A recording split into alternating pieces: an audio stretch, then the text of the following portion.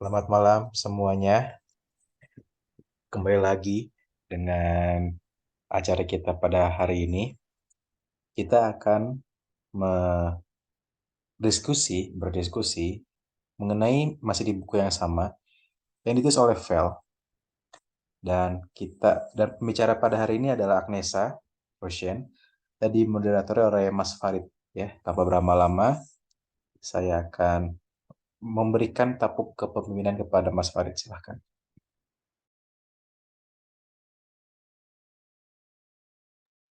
Oke. Terima kasih banyak Mas Theo atas tampuk kepemimpinan oligarki petahana 3 periode ini. Eh, Malam ini kita akan berdiskusi mengenai bab 6 dari buku Jacqueline Fell berjudul Studi Kasus yang Kompleks. Ditulis oleh Ibu Fell itu sendiri, kemudian Rambu Susanti, Livan R. Felis, Vika Jilian HT Saija, dan Widodo Dwi Putro. Materi malam ini ya seperti dijelaskan oleh Kang Theo akan dibawakan oleh Agnesa Rosyane ya, bukan Rosyen ya. Jadi masih orang Sunda, jadi masih Rosyane bukan Roxen.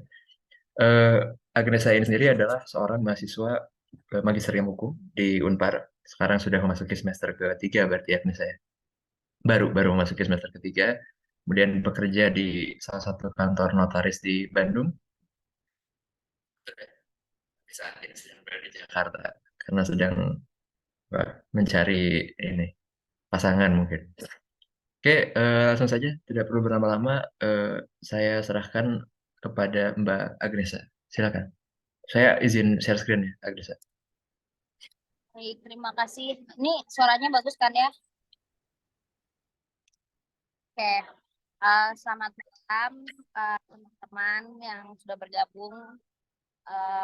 Saya Agnes Rasyane. Pada malam hari ini saya akan membawakan topik ke-6 atau bab ke-6 dari bukunya yang tadi sudah dijelaskan dengan judul Studi Kasus yang Kompleks babnya. Next.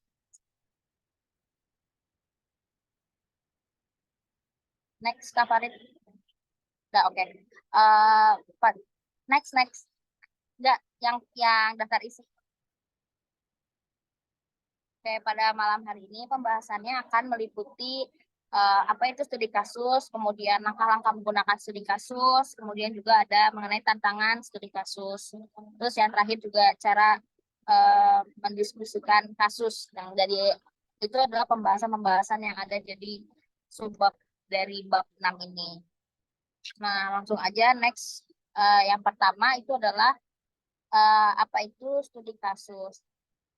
Dalam buku yang dijelaskan tadi pada judul buku itu sebenarnya nggak ada penjelasan mengenai studi kasus. Jadi saya cari-cari dari sumber lain.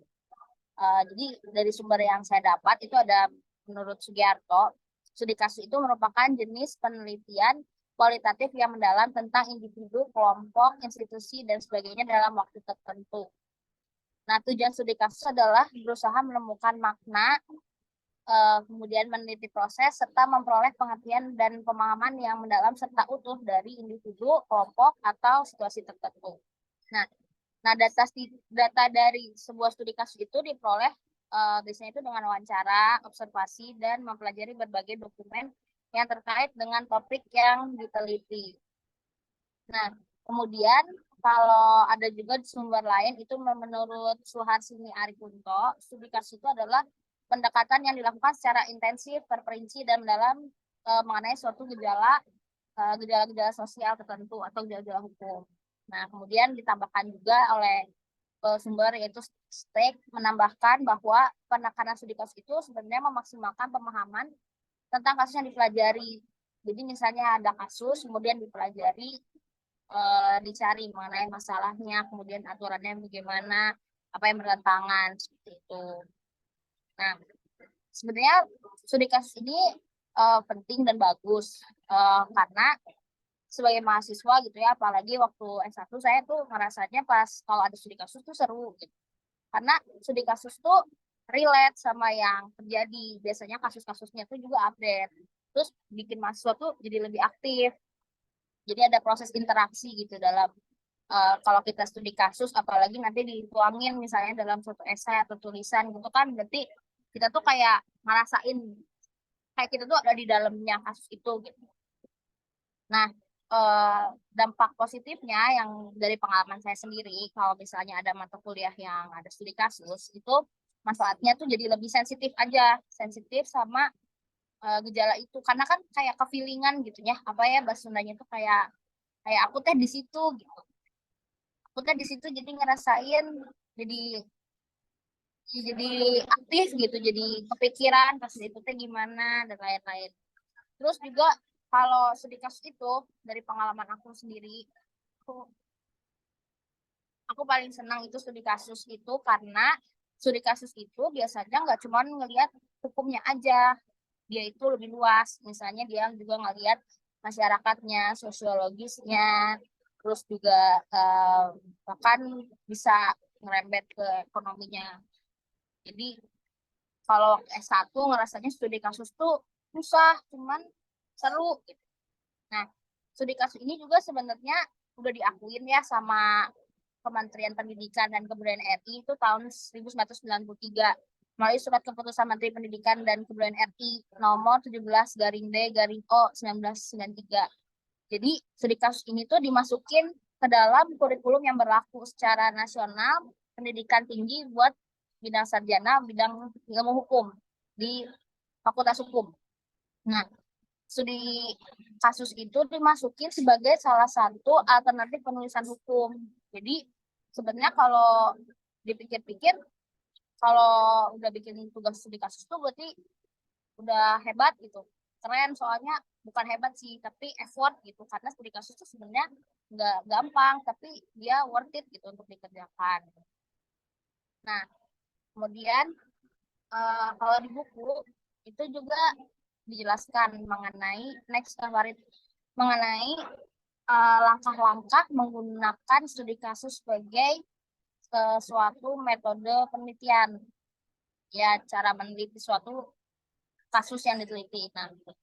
Nah, kalau misalnya secara global ya, kan kalau kalau waktu S1 atau sampai sekarang S2, dari pengalaman aku kalau mau kasih ada studi kasus biasanya dosennya itu ngasih dulu topiknya kan, misalnya eh penala hukum jaminan, terus studi kasus misalnya tentang jaminan di Indonesia, misalnya ada kasus apa. Nah, nanti kan biasanya sama dosen tuh dikasih ini masalahnya, terus nanti nanti dibuat LO-nya kak, esainya, kayak gitu. Biasanya dilontarin dulu kan. Nah, terus prosesnya itu nanti kita bikin, terus kita nanti cari legal auditnya dan segala macamnya, baru nanti dikasusin. Cuman belum pernah sih ngerasain kalau dari S1 sampai S2 tuh yang studi kasus benar-benar lapangan, kecuali pas aku dulu bikin legal memorandum pas skripsi. Nah, itu baru ngerasain dan itu seru banget kalau kata aku. Nah, jadi sebenarnya studi kasus itu udah dikenalin juga dari pengalaman aku tuh, dari bahkan dari mata kuliah pertama pas kuliah itu dari PIH. Seingat aku ya PIH, aku dulu diajarin sama Bu Ida. Dari situ udah diajarin, sebenarnya bukan diajarin tapi dijelasin. Kemudian kayak dibilang studi kasus juga enggak ya, tapi karena nggak ada hasilnya, maksudnya nggak ada tulisan yang dibuat, tapi kalau kata aku sih termasuk studi kasus gitu. Itu tuh waktu itu kasusnya water landing arrest. Jadi kayak Ibu Ida ngebedah kasus itu supaya buat jadi pembelajarannya. Jadi dari situ diajarin pelan-pelan, dikenalin lah kayak misalnya suatu kasus itu dari segi hukum gimana sih, dari segi kepatutan gimana. Nah, yang water landing tuh dulu gitu seingat aku. Nah, dari situ baru kan mahasiswa itu biasanya dikasih ruang diskusi. Nah, kalau misalnya nanti harus buat esai dibuat, tapi saat itu enggak. Nah, kalau misalnya dilihat langkah-langkahnya ya secara global, kalau dari buku, itu sebenarnya ada 4 langkah besar. Yang pertama, harus menentukan dulu kasus atau tema yang akan diangkat. Misalnya, nggak melulu kan ngerjain itu kan tugas, bisa aja lagi pengen studi kasus aja sendiri gitu. Kalau mau studi kasus sendiri kan berarti nggak ada dosen yang ngasih topik, berarti nentuin dulu ini tema atau kasusnya apa. Nah, dengan adanya tema atau kasus yang diangkat, maka kan kita yang nulis tuh akan membuat suatu pertanyaan penelitian, kayak misalnya nanti ini mau dibuatnya ngarahnya kemana, terus terkait dengan fenomena yang gimana, terus tujuan dari penelitiannya apa, kayak kayak gitu. Jadi objeknya kalau bidang hukum ya pasti adalah permasalahan hukum atau objek hukumnya gitu. Nah, kalau biasanya kan kalau udah tahu tema atau kasusnya, baru nanti observasi mengenai apa yang diteliti. Misalnya kasusnya tuh sejauh apa sih? Misalnya contoh kasusnya kasus pengadaan tanah jalan tol misalnya.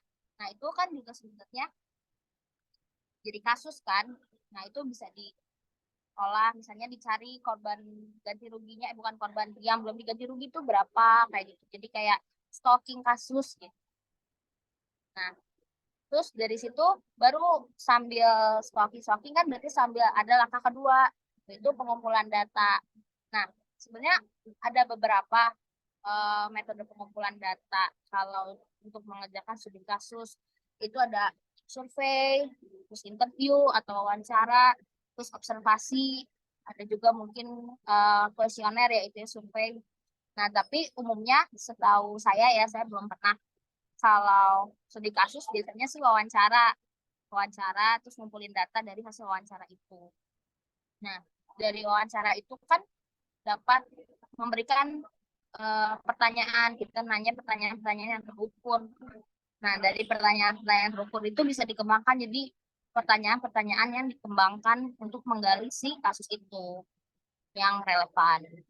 Kemudian langkah yang ketiga, udah dapat datanya semua, berarti kan harus dianalisis. Berarti ditentukan dulu ini teknik analisis datanya akan seperti apa.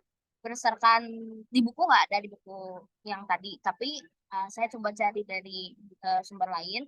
Berdasarkan salah satu sumber itu menjelaskan bahwa studi kasus itu sebagai bentuk penelitian kualitatif. Nah, jadi dia itu tidak berfokus pada kuantitas yang diperoleh, tapi berdasarkan kualitas data yang diperoleh. Nah, studi kasus ini berdasarkan pada interpretasi atau seperti pengertian akan suatu fenomena dari subjek atau partisipan yang terlibat dalam penelitian. Nah, kemudian jadi data-data yang tadi sudah dikumpulkan akan dianalisis dengan cara memberikan misalnya ditempatkan berdasarkan sesuai temanya dulu. Misalnya mengenai pengadaan tanah, nanti mengenai pengadaan tanahnya dulu, kemudian nanti mengenai ganti kerugiannya, baru nanti mengenai konsinyasinya. Ya lebih ke dikualifikasikan supaya pendeskripsiannya itu nanti lebih mudah untuk dibuat tulisan misalnya menjadi LO gitu. Kemudian kalau udah kekumpul semua datanya terus udah tahu teknik analisinya mau gimanain, berarti tinggal dibuat menjadi suatu karya ilmiah studi kasus. Nah, karya ilmiah studi kasus kalau di S1 juga kan ada untuk skripsi penulisan hukum. Nah, kalau cuman aku kurang paham kenapa kalau di S1 itu studi kasusnya itu harus putusan pengadilan. Harus putusan pengadilan yang udah inkrah. Padahal sebenarnya kalau dibilang studi kasus tuh banyak gitu. Nah, itu aku masih kurang paham, mungkin nanti bisa didiskusikan juga ya. Jadi kalau di proses satu, kalau misalnya studi kasusnya belum ada putusan yang inkrah, masuknya adalah legal memorandum. Nah, tapi kalau nanti ada kekosongan hukum, masuknya adalah skripsi misalnya kayak gitu. Nah, cuman yang bingung itu adalah posisi studi kasus. Kenapa studi kasus itu harus putusan yang udah inkrah?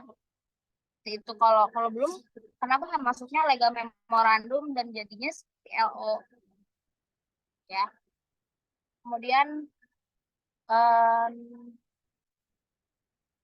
next Kak Farid.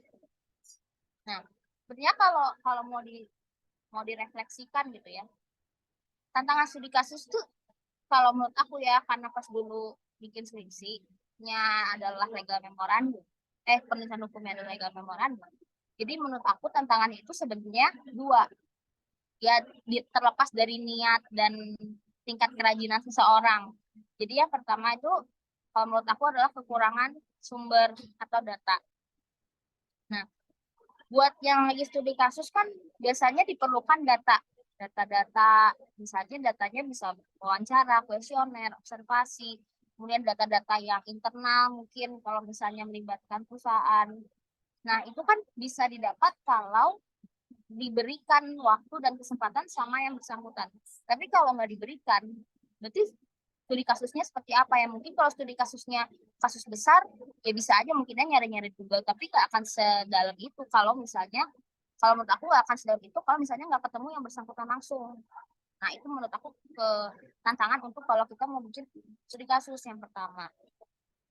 Kemudian juga kekurangan sumber atau datanya juga nggak hanya mengenai data untuk yang dibikin studi kasusnya, bisa juga karena ya bahannya kurang. Misalnya pengen bahas tentang masyarakat adat, tapi hukum masyarakat adatnya nggak ada. Tapi ada kasusnya, tapi mau nelitinya gimana? Karena kan kalau masyarakat adat kadang banyak hukum-hukum yang nggak tertulis, nah itu bisa jadi salah satu tantangan juga karena adanya kekurangan sumber atau data. Nah, kedua, yang kedua ini juga sebenarnya berkaitan juga ya dengan yang pertama. Yang kedua itu adalah mengenai izin dan akses. Jadi kalau berdasarkan pengalaman aku pribadi, dulu tuh aku bikin legal memorandum tentang pengadaan tanah jalan tol Sumedau, di mana membahas mengenai berapa banyak pihak yang terdampak yang terdampak karena adanya pengadaan tanah. Kan kalau ada pengadaan tanah kemudian ada pembebasan lahan, ada ganti rugi. Nah, di situ prosesnya ganti ruginya itu dinilai sama KJPP. Nah, harganya itu dimainin sama KJPP. Jadi ganti ruginya nggak disepakati, tanahnya diambil, tapi duitnya dikonsinyasi di Pengadilan Negeri Balai Bandung.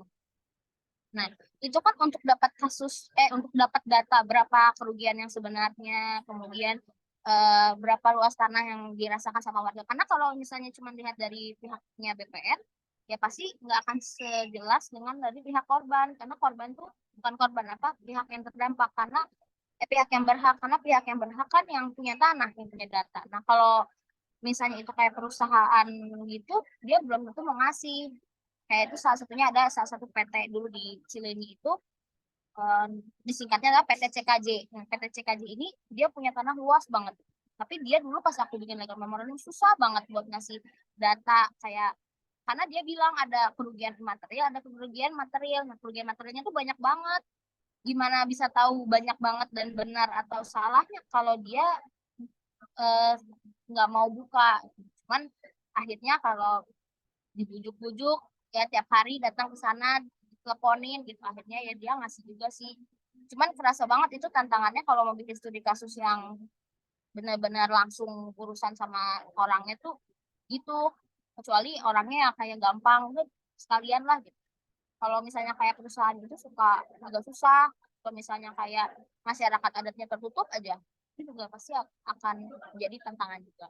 Kemudian kalau direfleksikan gitu ya sama aku sendiri pas bikin itu yang studi kasus yang pengadaan tanah itu juga aku ngerasain tantangannya sebenarnya bukan tantangan yang terjadi karena orang lain gitu, tapi karena diri sendiri. Itu karena adalah malas baca. Malas baca. Karena menurut aku malas banyak banget. Nah, itu kan juga ya kalau udah mas studi kasus teh nyari bahannya susah, terus nggak mau baca. Nah, itu yang bikin akhirnya jadi tantangan. Next, Kak Farid.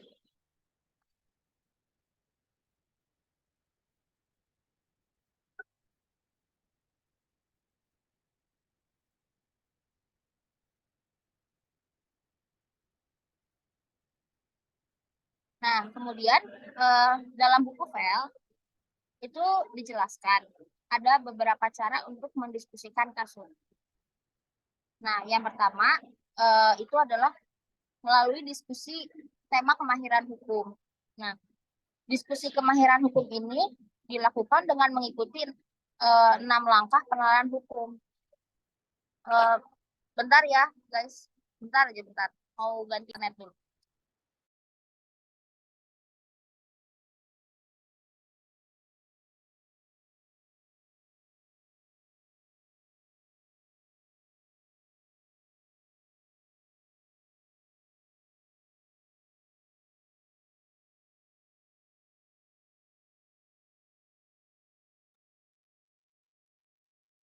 Nah, jadi dalam buku saya itu dijelaskan bahwa terdapat beberapa cara untuk mendiskusikan kasus.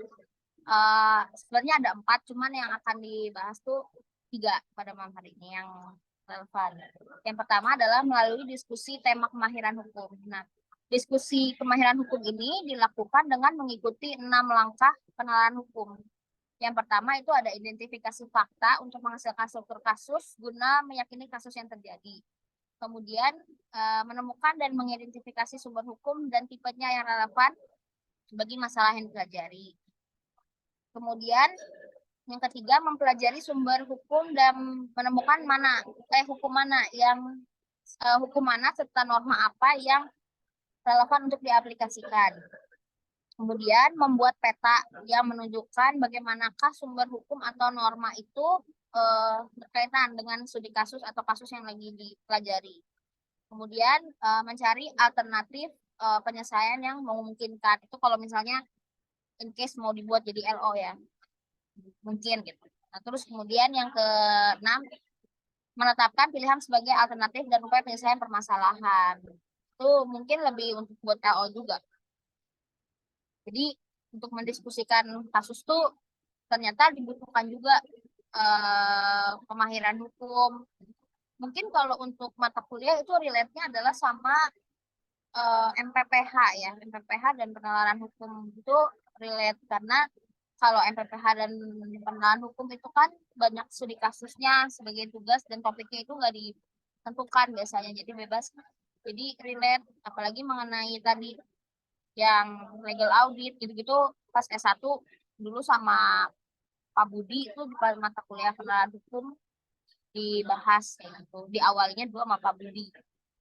Kemudian yang kedua, cara mendiskusikan kasus itu bisa melalui diskusi tema hukum konteks lokal. Kenapa harus konteks lokal? Kenapa konteks lokal perlu? Nah, ini yang sebenarnya banyak yang dilupakan oleh masyarakat. Orang suka mikir kayak, ngapain lah, kita mah udah aja pakai KUH Perdata, kita mah pakai aja UPA, kita mah pakai aja KUHP gitu misalnya. Tapi sebenarnya kepikiran nggak kalau semua kegiatan manusia itu selalu melibatkan masyarakat secara nggak langsung atau langsung. Misalnya pengadaan tanahnya diambil. Nah di situ ada warga di situ. Apakah itu nggak dipikir mengenai konteks lokal masyarakat yang menjalankan kehidupan masing-masing? Nah makanya konteks lokal itu perlu untuk dipertimbangkan kalau mau bikin studi kasus. Jadi nggak hanya ngelihat hukum-hukum yang kentara aja, tapi lihat juga dong hukum-hukum yang bahkan nggak tertulis gitu, kayak misalnya hukum adat. Nah, konteks lokal ini tuh didefinisikan sebagai juga kemasyarakatannya ya, kayak yang tadi udah disebut. Karena itu nggak mungkin misalnya suatu usaha, suatu kasus itu terjadi untuk orang-orang yang terdampak aja, kecuali itu adalah ranah privat gitu, atau ranah pidana yang semi privat. Misalnya kasusnya mengenai sengketa perusahaan, pailitan, macam-macam, itu kan pasti ada masyarakat juga karena misalnya hubungannya sama tanah gitu. Nah, jadi kalau misalnya menggunakan tema hukum konteks lokal, maka akan menyinggung mengenai apa yang dianggap penting oleh masyarakat tentang kasus tersebut. Itu kan sebagai permulaannya untuk melibatkan si konteks lokal itu.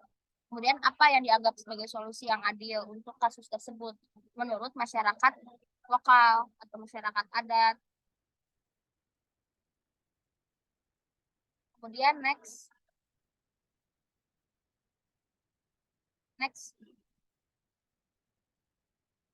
Nah, kemudian yang ketiga itu adalah cara mendiskusikan kasus berdasarkan etika dan hukum. Kalau membahas mengenai etika, maka langsung akan terdirect kan, ya mohon maaf ya bila salah gitu, karena saya kurang maksudnya kurang mampu gitu mengenai etika dan filsafat gitu. Tapi sepengetahuan saya, kalau udah bahas etika itu pasti ngebahas mengenai apa yang seharusnya, terus apa yang sebaiknya, harusnya gimana, harusnya gini gitu. Nah, dengan melibatkan etika itu kan maka akan ada pertimbangan moral yang bisa aja bertentangan yang lagi. Nah, kalau kita bahas etika tuh kan tadi maaf ya, kalau kita bahas etika tuh pasti ada pertimbangan moral kayak harusnya gimana, harusnya apa, baiknya gimana. Nah, pertimbangan moral itu bisa aja bertentangan sama kasus yang lagi kita bahas. Nah, makanya etika ini cocok nih kalau kita bawa misalnya pas lagi bikin studi kasus supaya ada pembandingnya gitu. Kemudian dikaitkan dengan hukum. Nah, tentu kan hukum itu mengaturnya jelas ya, mengatur hal-hal yang apa yang boleh, apa yang nggak boleh. Nah, dengan adanya pengaturan apa yang boleh, apa yang nggak boleh, itu kan juga jadi ada pertimbangan juga kayak tadi yang etika. Jadinya ada pembanding. Misalnya contoh itu adalah pengadaan tanah yang tadi masih nyambung pengadaan tanah. Kalau pengadaan tanah kan ya harusnya secara etika harusnya mah kalau dipikir-pikir ganti ruginya harusnya sesuai dong, adil dan layak sesuai asasnya. Tapi enggak. Nah, dan secara hukum juga harusnya adil dan layak ada asasnya. Tapi kenyataannya juga enggak. Nah, itu kan seperti ada tabrakan di situ kan. Nah, tabrakan itu yang akhirnya bisa ngelit kita tuh untuk bikin suatu tulisan studi kasus kayak gitu. Jadi keduanya ini kalau digabungkan bisa merujuk pada hal-hal yang sepatutnya jadi hal-hal yang lebih ideal gitu dibandingkan prakteknya. Dan untuk menilai baik atau buruk secara etika dan hukum itu sendiri. Kemudian next. Nah, saya tuh punya keraguan ya sebenarnya saya suka dengan studi kasus ini. Cuman menurut pandangan pribadi saya, studi kasus ini tuh sebenarnya terbatas oleh waktu. Memang sih tulisan karya itu adalah abadi, ilmu itu juga abadi kata orang. Tapi studi kasus itu nggak abadi karena menurut aku, misalnya hari ini kita bikin tentang Sambo, bikin jeret, semua orang bikin tentang Sambo. Nah, besok ada lagi yang baru, tergantikan tuh si Sambo, kasus si Sambo untuk dibikin studi kasus. Baru lagi nanti orang yang lebih baru lagi, tanah ulayat nanti lebih baru lagi. Yang pada akhirnya itu tuh akan ditinggalkan sebelum masalah itu beres. Nah, apakah kalau buku kan, kalau menurut aku umurnya lebih panjang dibandingkan penelitian studi kasus yang jadi esai studi kasus karena dia itu sangat bergantung sama waktu. Nah, jadi pengen didiskusiin sih bareng teman-teman kayak apakah sebenarnya studi kasus itu masih relevan untuk dilakukan sebagai bentuk penelitian? Karena yaitu kalau menurut pandangan pribadi saya, studi kasus itu terbatas oleh waktu. Nanti ada yang viral lagi, ya udah itu ditinggalin. Nanti ada yang viral lagi itu ditinggalin. Gitu. Kemudian next.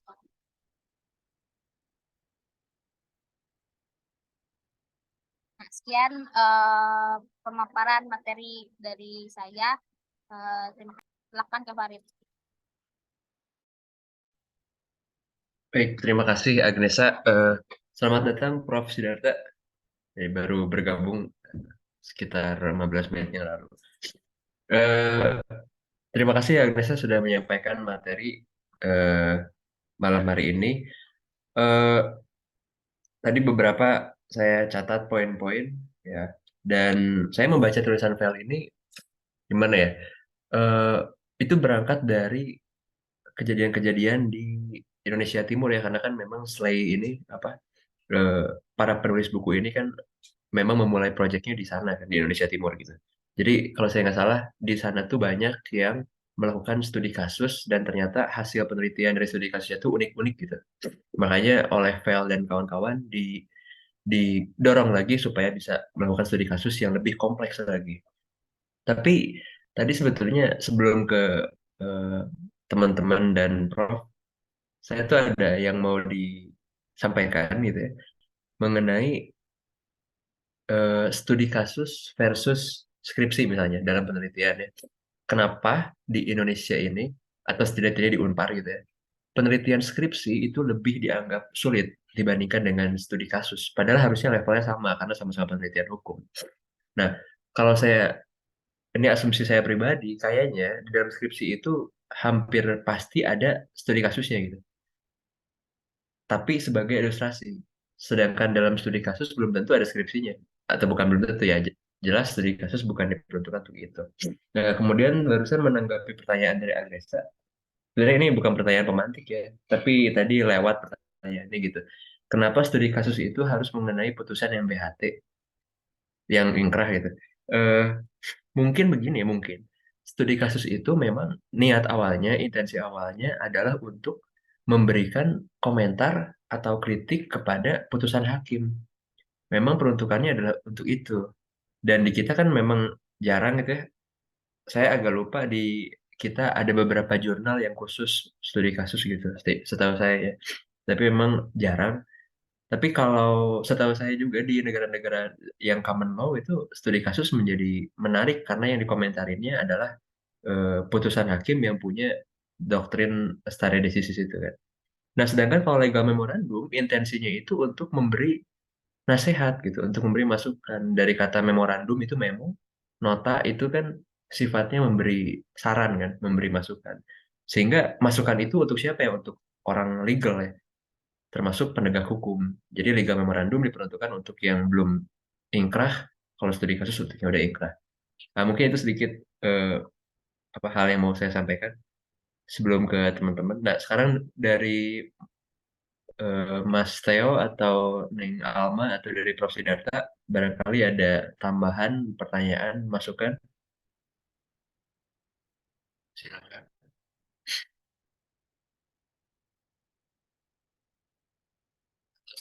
Bu Agnesha barangkali mau menanggapi tanggapan dari saya. Dilempar dulu ke Prof dan teman-teman Pak Farid.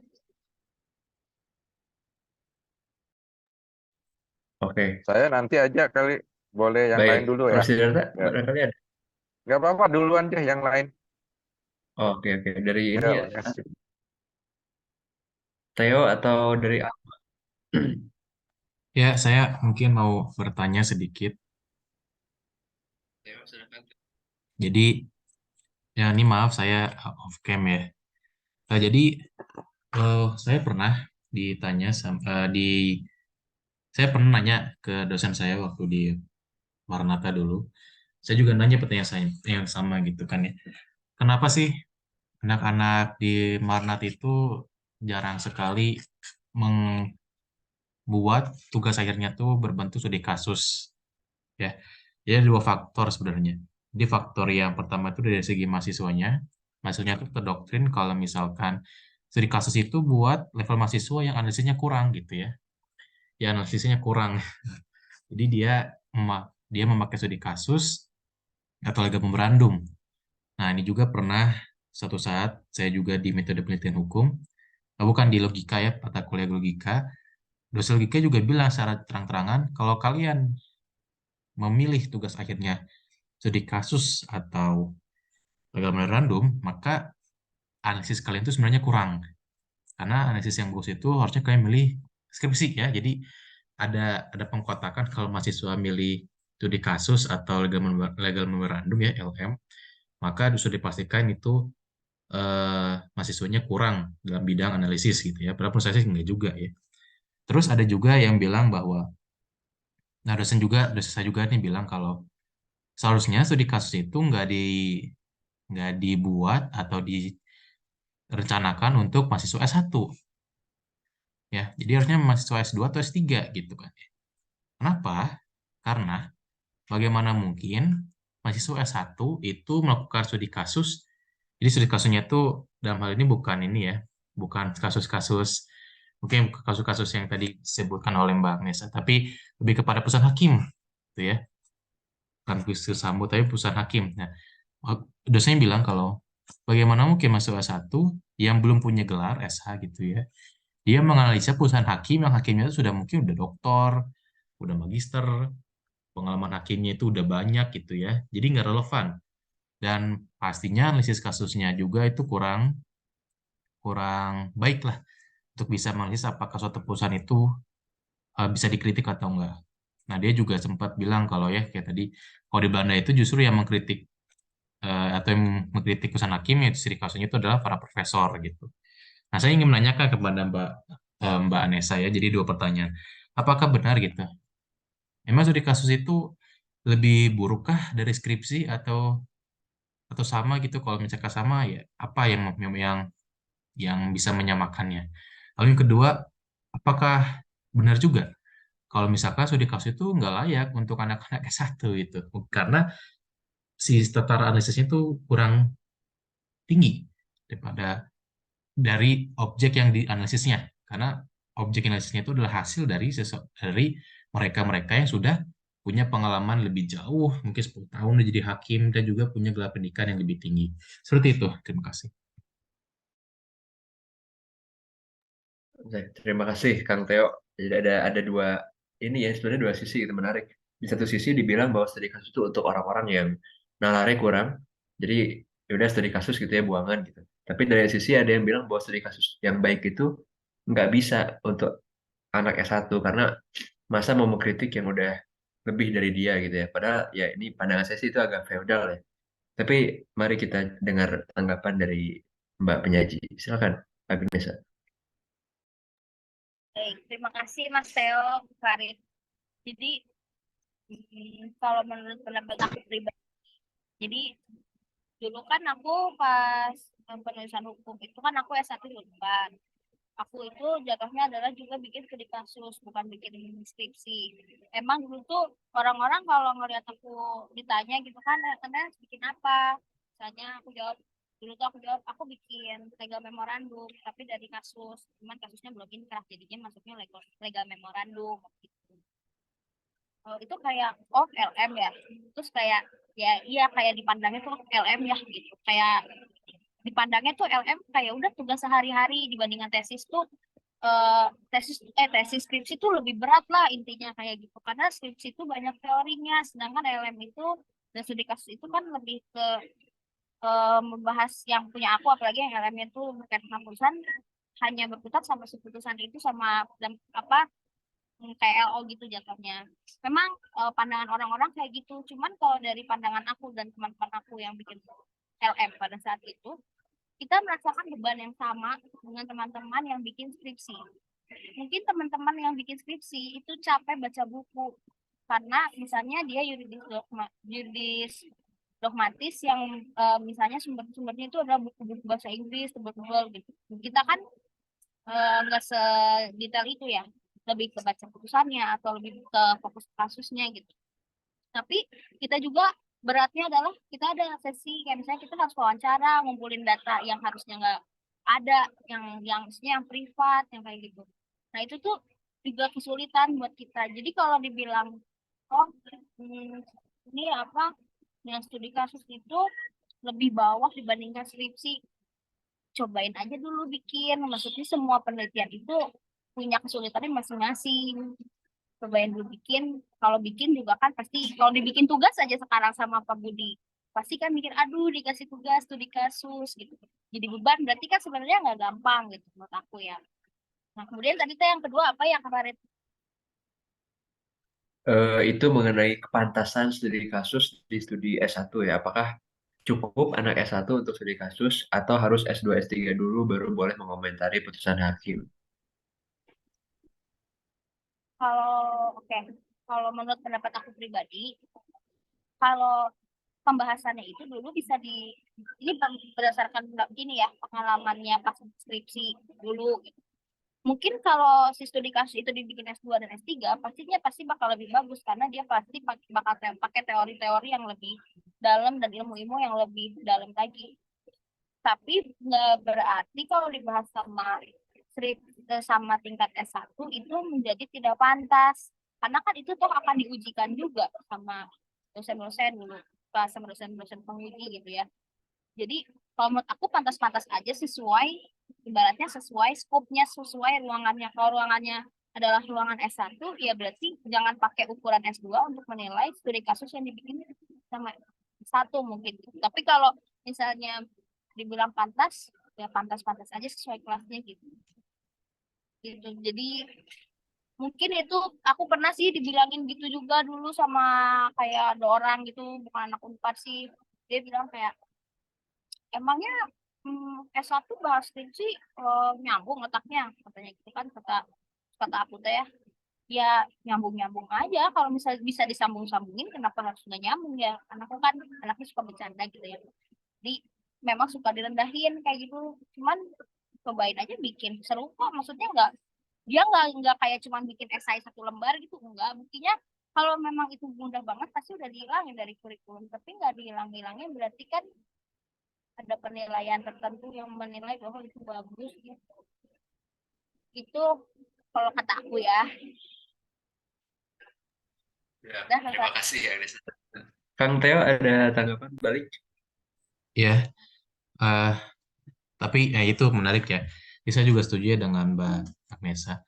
Tapi Mbak Agnesa, apakah harusnya menurut Mbak Agnesa sendiri pribadi gitu, kita harusnya mulai ini nggak sih Mbak, menjadikan studi kasus ini nggak cuma terpatok dengan apa namanya, dengan putusan hakim di Indonesia gitu.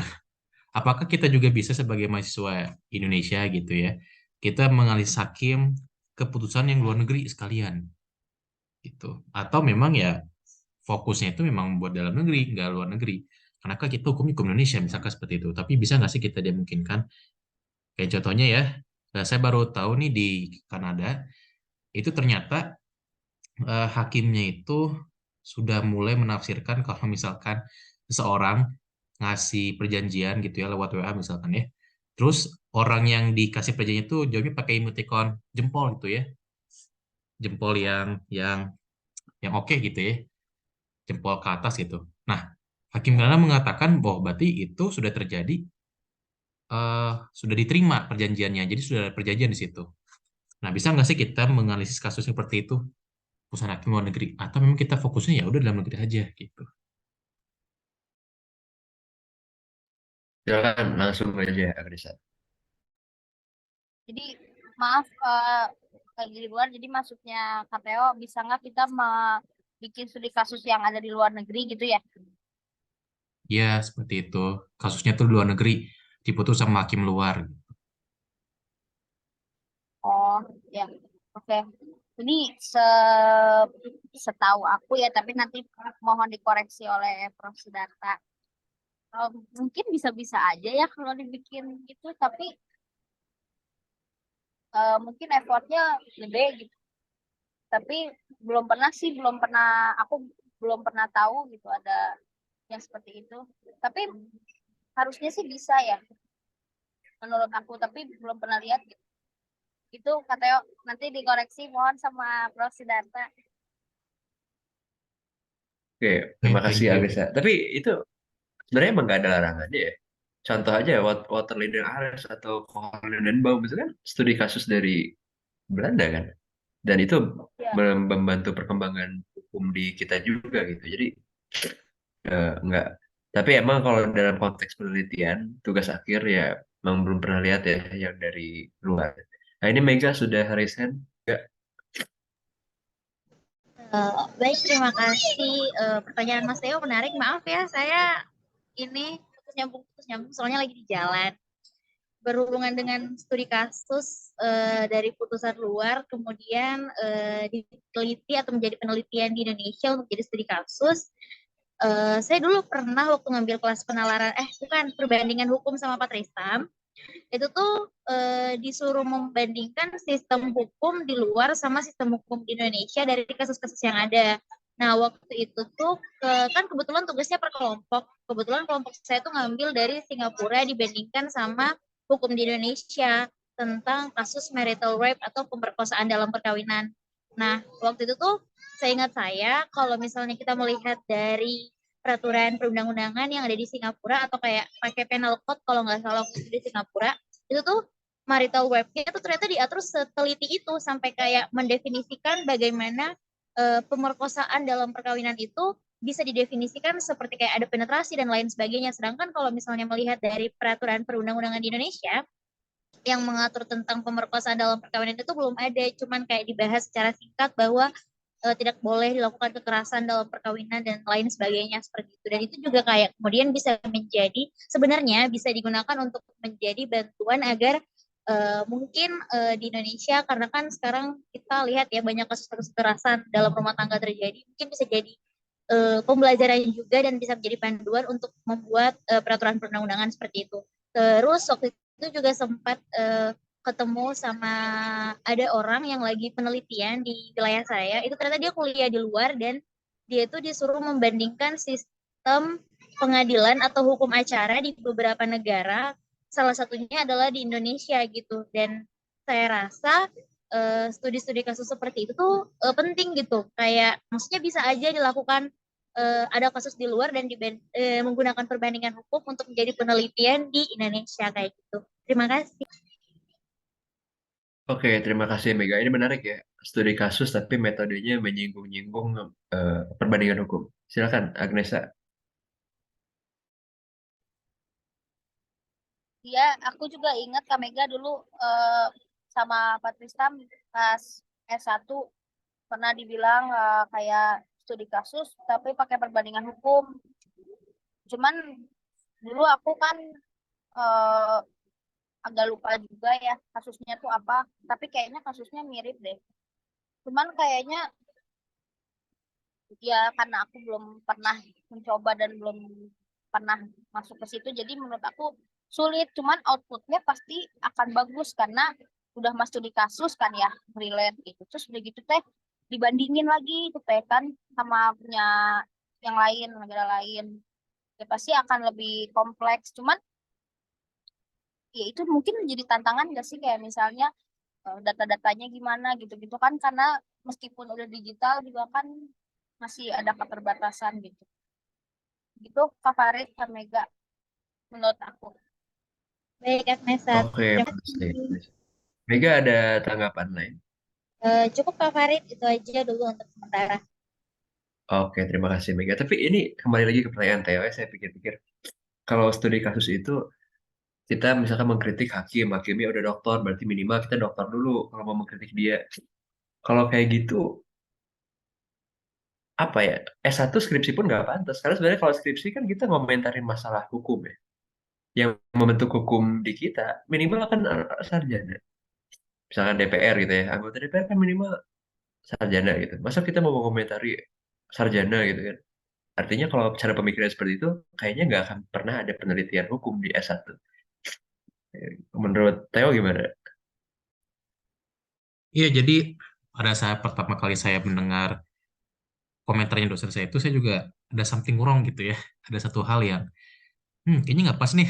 Cuma karena waktu itu saya masih semester 6 kalau nggak salah ya. Semester 6 dulu juga saya merasa ada yang wrong, tapi saya nggak tahu wrongnya di mana, karena mungkin belum nyampe waktu itu. Nah, saya juga akhirnya mikir-mikir ulang, setuju sama sama Mas Farid kalau ya kalau misalkan digituin terus ya hukum kita nggak berkembang. Kan justru kenapa kenapa mahasiswa S1 itu dikasih pilihan untuk bisa melakukan studi kasus, biarkan dia juga punya sense buat mengkritik ya, sense buat melihat apakah perusahaan ini bagus atau nggak bagus ya. Apakah perusahaan ini telah memenuhi unsur-unsur dalam masyarakat atau enggak, atau keadilannya bagaimana, penelarannya bagaimana gitu kan ya. Misalkan kita, kalau misalkan disebutkan nggak pantas gitu kan ya, buat apa kita belajar tentang penalaran gitu ya, logika gitu kan ya. Kan itu juga merupakan mata kuliah yang harus kita emban untuk bisa menalar, termasuk menalar apakah suatu putusan itu sesuai nggak nih dengan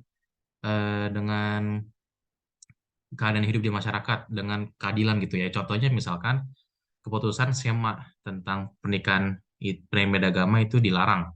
Nah itu kan kalau dari segi penalaran gitu ya, itu penalaran saya ya, itu akan akan menimbulkan ketidakadilan gitu ya. Atau mungkin negara terlalu masuk itu karena privat ya, seperti itu. Atau mungkin ada lagi kan kalau misalkan kita lihat si SEMA itu, alasan utamanya kenapa dia harus ada karena Mahkamah Agung itu merujuk pada eh, hukum perkawinan, undang-undang perkawinan ya. Itu harus sesuai dengan agama kepercayaan masing-masing. Nah, ini kan juga rancu. Ini pertanyaan agama yang mana? Apakah salah satunya atau dua-duanya? Gitu. Nah, yang pada saat ini kan kalau yang kita lihat penafsirannya itu selalu penafsiran yang agama Islam gitu. Ketika laki-laki itu nggak boleh menikah sama perempuan yang non-Muslim atau sebaliknya, berarti dia nggak bisa pernikahannya. Tapi kalau misalkan kita ke agama lain, kalau misalkan Katolik itu kan bisa diizinkan, kalau misalkan seizin dengan uskup. Nah, itu kan artinya sema dari Mahkamah Agung ini tidak memperhatikan hal yang seperti itu. Dia secara ajak bilang kalau misalkan ya pengadilan negeri tidak boleh mengesahkan perkawinan beda agama. Nah, itu kan artinya ada satu hal yang wrong di situ. Ada satu hal yang seharusnya nggak seperti ini. Nah, apakah mahasiswa S1 nggak boleh mengkritik seperti itu? Atau mungkin saya yakin yang buat SEMA itu kan pasti udah doktor. Lebih lah dari saya kan baru SH ya, baru magister gitu, baru belajar magister. Berarti kalau gitu saya juga nggak berhak gitu meneliti atau mengomentari hal seperti itu. Nah, tadi saya sangat setuju kalau misalkan eh tadi kata Mas Fat tadi setuju kalau misalkan itu kan ada budaya feodal di dalamnya ya. Nah, oleh karena itu juga saya mengatakan juga kalau meneliti studi kasus itu ya nggak masalah mau S1, S2, bahkan kalau misalkan boleh secara action gitu ya, anak SMA juga boleh. Ya, saat kita lihatnya bukan dari segi latar belakang, bukan dari segi apa ya, jangan ad hominem lah, tapi lihatnya dari argumentasinya, apakah argumentasinya sesuai atau enggak. Seperti itu, Mas Farid. Ya, terima kasih, Theo. Eh, Selanjutnya kita lanjutkan diskusi. Ada dari Alma ada? Ya, berarti Prof. Sidarta. Prof. Mohon ini ya pencerahannya, Pak.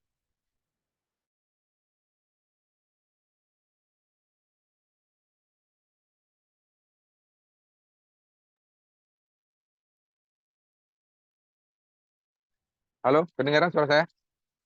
Pas lagi di luar rumah ini. Kedengaran ya? Gini, Terdengar, Prof. kalau saya sebenarnya senang dengan diskusi kalian mengenai semacam kekhawatiran terhadap apa yang menjadi kapasitas seorang peserta didik di S1, S2, S3 gitu. Tapi begini ya, saya cerita pengalaman aja ya. Kalau saya baca lagi apa yang saya tulis waktu saya bikin skripsi dulu, misalnya gitu ya. Atau ketika saya bikin tesis dulu S2 gitu. Boleh jadi saya akan merasa kok skripsi saya model kayak gitu-gitu aja ya. Gitu. Atau ketika saya ngelihat tulisan bahkan tesis misalnya waktu saya kuliah di Gajah Mada itu. Kok kayak gitu bisa lulus juga ya gitu.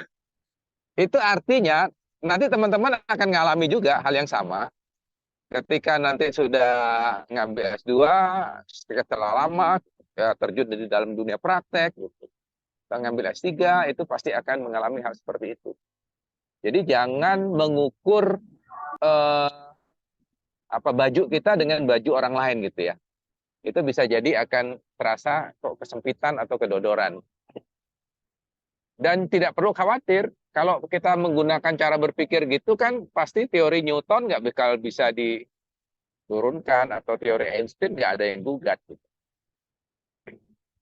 Mengapa? Karena siapa yang ilmuwan yang berani menggugat, mengutak-atik teori Newton? Kadang-kadang dia sudah malu sendiri kan, siapa saya gitu. Nah itu yang dikhawatirkan oleh tokoh-tokoh kayak Karl Popper itu. Karena begitu ada teori atau ada pikiran yang muncul dari figur tertentu atau dengan otoritas tertentu yang dianggap udah keren, udah hebat, misalnya gitu. Kalau gitu nggak ada bedanya antara ilmiah dengan non ilmiah gitu. Misalnya yang non ilmiah itu kita anggap aja misalnya nilai norma-norma agama itu kan non ilmiah ya kalau dalam konteks berpikir sains kan. Itu kan nggak bisa dikritik. Kenapa? Karena dia sudah benar dengan sendirinya. Dia self-evidence namanya. Sesuatu yang self-evidence artinya dia hanya bisa diverifikasi. dia tidak bisa difalsifikasi, dia tidak bisa disalahkan. Segala sesuatu yang tidak bisa disalahkan, artinya tidak bisa dicari salahnya. Mengapa? Karena kebenarannya sudah top down dari atas, sudah dogmatik. Itu tidak bisa masuk ke ranah ilmiah, karena ranah ilmiah itu harus bisa dikritik, harus bisa dicari salahnya. Baru dia punya nilai ilmiah. Segala sesuatu yang sudah absolut, mutlak dianggap benar, tidak perlu didiskusikan lagi dalam dunia ilmiah. Nah, siapa yang bisa mengkritik karya-karya yang masuk ke dalam objek ilmiah? Ya siapa saja. Bahkan orang awam sekalipun boleh. Kan kita bisa lihat tuh di dunia internet atau apa tuh orang awam pun bisa mengkritik presiden gitu ya. Dan kita nggak bisa menyalahkan dia dengan argumentasi, loh, kamu siapa? Gitu, nggak bisa. Karena kalau itu kita lakukan, maka cara kita mengkritiknya sudah salah. Mengapa? Karena itu dianggap argumentum ad hominem. Yang kita persoalkan kan itu personalnya, bukan isi kritiknya. Dan itu adalah sesuatu yang sangat diharamkan dalam diskusi akademik. Jadi kalau kita misalnya mengkritik seseorang, pertama-tama yang kita lihat siapa yang ngomong, kita ngelihat the singer-nya, bukan the song-nya, itu adalah satu kesesatan dalam bernalar. Dan itu harus dihindari. Intinya, kalau kita ngomong dengan anak balita sekalipun, ya, kadang ternyata omongan anak balita itu benar, kita nggak bisa mengatakan, loh, kan yang ngomongnya anak balita, gitu, nggak bisa. Yang kita lihat itu argumentum ad rem, bukan argumentum ad hominem. Yang kita lihat itu adalah isi omongannya, the song-nya, bukan the singer. Nah, kembali ke cerita kalian tadi, berarti bisa. Jangan heran ya, skripsi tertentu itu ada yang kualitasnya bisa disertasi. Ya. Coba baca skripsinya misalnya Pak Marsilam Simanjuntak misalnya, negara integralistik. Saya bisa menemukan banyak sekali disertasi yang ada di bawah skripsinya Pak Marsilam. Misalnya contohnya. Sampai skripsi itu kan diterbitkan oleh Graffiti Pers, ya kan? Menjadi buku yang sangat bagus. Gitu. Dan saya kira itu buku yang sekualitas disertasi. Gitu. Padahal itu skripsi S1 loh. Nah, apakah nggak mungkin teman-teman dengan kualitas bacaan yang bagus, misalnya dia aktif berdiskusi, pikirannya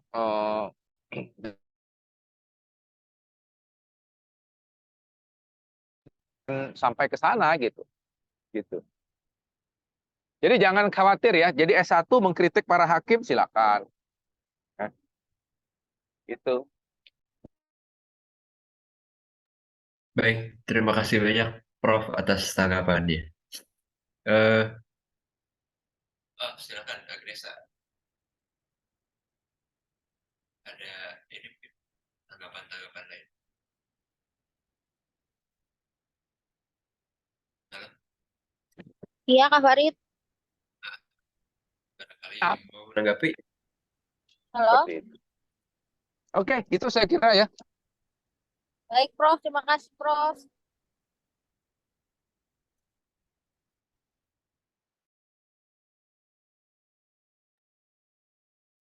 Silakan Agnesa.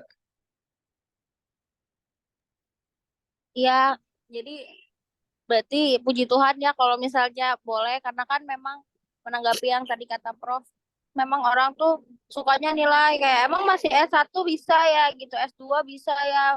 Kalau kayak gitu kan harusnya udah profesor buat komen-komenin gitu. Masih sering sih Prof kayak diomongin gitu kalau dulu tuh. Tapi sekarang jadi kabar baik, berarti nggak boleh kayak gitu menilai orang. Gitu Mas Farid.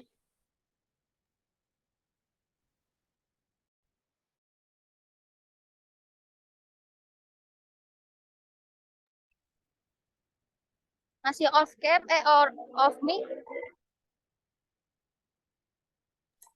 Sorry. Iya, memang menarik tadi yang pernyataan dari dosennya Kang Teo tadi. Kalau bisa di spill aja teh namanya. Enggak bercanda. Ya, ada lagi mungkin tambahan-tambahan dari Agresa atau dari Kang Teo? Aku udah cukup. Silakan Mas Belum Teo. ada. Saya mungkin mau menanyakan satu hal ya. Jadi sebetulnya yang diusung inovasi oleh para penulis ini apa kan judul bukunya inovasi kan, inovasi pendidikan hukum di Indonesia. Nah, kalau studi kasus itu sudah sebetulnya sudah ada dari dulu gitu, dengan langkah-langkah yang seperti itu ya.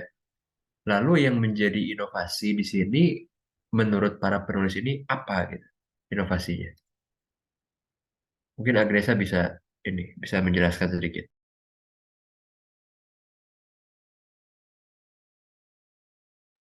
Gimana Mas Farid?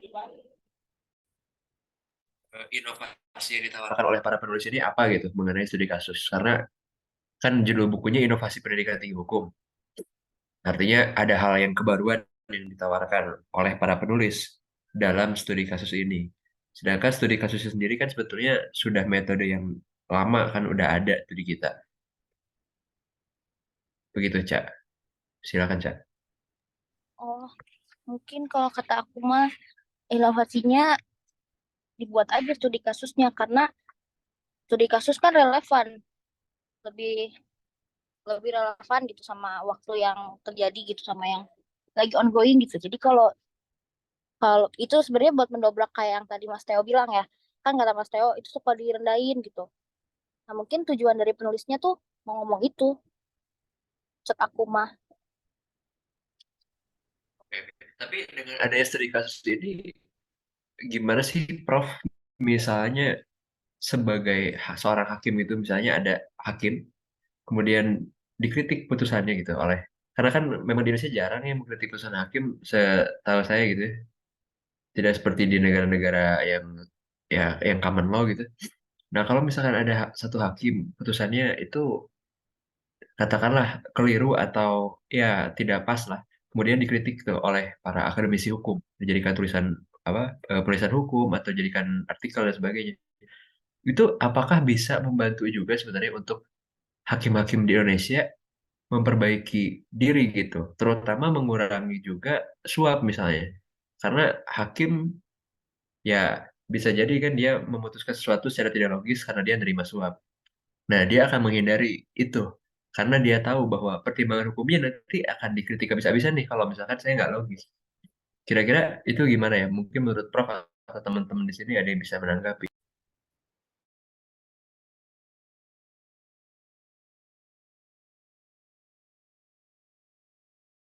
Gini, eh, kalau ada putusan yang dikeluarkan oleh hakim, maka ketika putusan itu selesai dibacakan, pada detik itu juga putusan itu menjadi public domain. Dia menjadi milik umum. Sama seperti misalnya kalau kita menulis buku, ketika buku itu sudah sampai di tangan pembaca, kita nggak bisa mengontrol apa yang ada di pikiran pembaca kan. Atau ketika saya komentar seperti ini kan, saya hanya bisa mengontrol sampai sebelum suara saya keluar kan. Ketika saya keluar, itu akan menghuni benak teman-teman semua omongan saya. Dan saya tidak bisa mengontrol persepsi orang terhadap apa yang saya omongkan. Nah, kalau kita prinsipnya seperti itu, maka kita harus terbuka terhadap kritik orang. Kalau kita tidak suka dengan kritik itu, ya kita jawab kritik itu dengan memberi penjelasan kan. Jadi kritik bisa kita balas dengan kritik gitu. Dan itu yang menjadi diskursus menjadi menarik akhirnya kan. Orang tidak mengarah ke siapa yang menulis, siapa yang ngomong, tapi lebih ke isi omongannya gitu kan. Seperti itu. Nah, seorang hakim dia betul tidak boleh mengkritik putusan temannya. Mengapa? Karena itu lebih ke urusan korps sebenarnya. Esprit de corps. Apa orang nyebutnya itu korsa ya, solidaritas sesama profesi gitu. Itu lebih ke etika itu saja. Tetapi seorang hakim yang mengeluarkan putusan kan dia harus memikirkan, kalau dalam bukunya J.A. Pontier yang diterjemahkan oleh Prof. Arif itu disebutkan ada 4 kelompok, atau dia menyebutnya entitas yang harus kita pikirkan. Kalau saya jadi hakim, saya harus memikirkan 4 entitas itu dalam putusan saya. Siapa itu? Pertama, peradilan yang ada di atas saya. Kalau saya hakim pengadilan negeri, saya pikir saya harus berusaha pengadilan tinggi dan kasasi mengukuhkan putusan saya. Kan gitu. Buat apa saya membuat putusan yang kemudian putusan itu saya yakin akan dianulir oleh putusan di atas saya. Minimal saya harus memuaskan instansi atau entitas di atas lembaga saya, kan begitu. Yang kedua siapa? Yang kedua, komunitas ilmiah, para akademisi yang kemungkinan membuat eksaminasi putusan, misalnya gitu, membuat anotasi putusan, karena menganggap putusan saya itu ada penemuan hukumnya, ada kontribusinya terhadap ilmu pengetahuan, sehingga dia harus menganggap putusan itu menarik dan dia merasa dia perlu membuat catatan-catatan terhadap putusan saya. Dan syukur sekali kalau ternyata mereka mengamini apa yang saya putuskan, mungkin karena sesuai dengan asas hukum atau doktrin yang terbaru misalnya. Itu kan penting. Sebab hakim itu tetap saja dikontrol oleh komunitas ilmiah, kan. Dia tidak boleh keluar dari pakem-pakem keilmiahan ketika dia membuat putusan. Nah, entitas ketiga itu publik. Karena putusan itu kan sebetulnya punya, apalagi kalau putusannya itu menarik perhatian publik ya. Kalau kasusnya itu sudah menarik perhatian publik sejak awal, maka dia bisa bayangkan putusannya itu akan juga dipantau oleh publik. Jadi entitas ketiga adalah publik. Nah, yang terakhir siapa? Para pihak. Para pihak yang terlibat langsung dalam putusan itu. Dan dia harus paling tidak ya sebagai pencari keadilan, mereka harus diberi kepuasan juga, walaupun kemungkinan ada yang tidak setuju dan sebagainya. Bisa dibayangkan 4 entitas ini harus diperhatikan oleh putusan hakim. Jadi kalau hakim membuat putusan seperti itu, dia sejak awal sudah sadar bahwa putusannya itu kemungkinan tidak bisa memuaskan semua orang.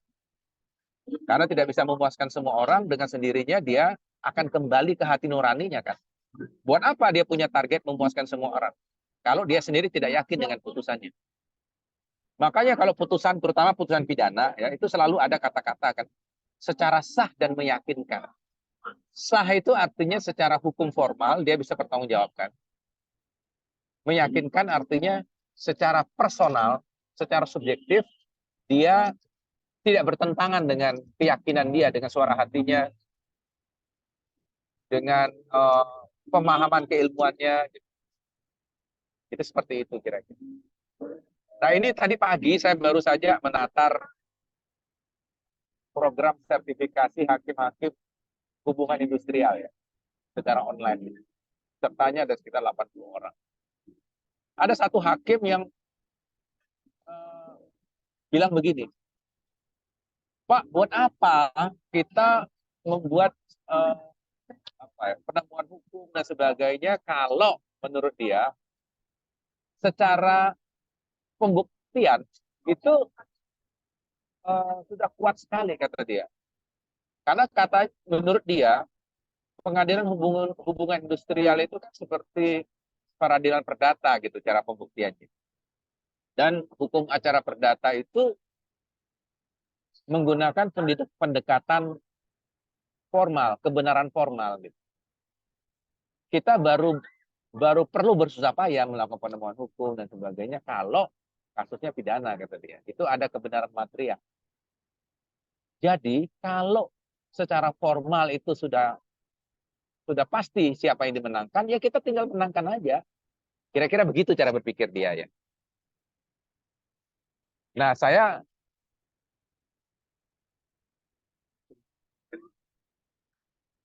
saya terus bertanya dia begini.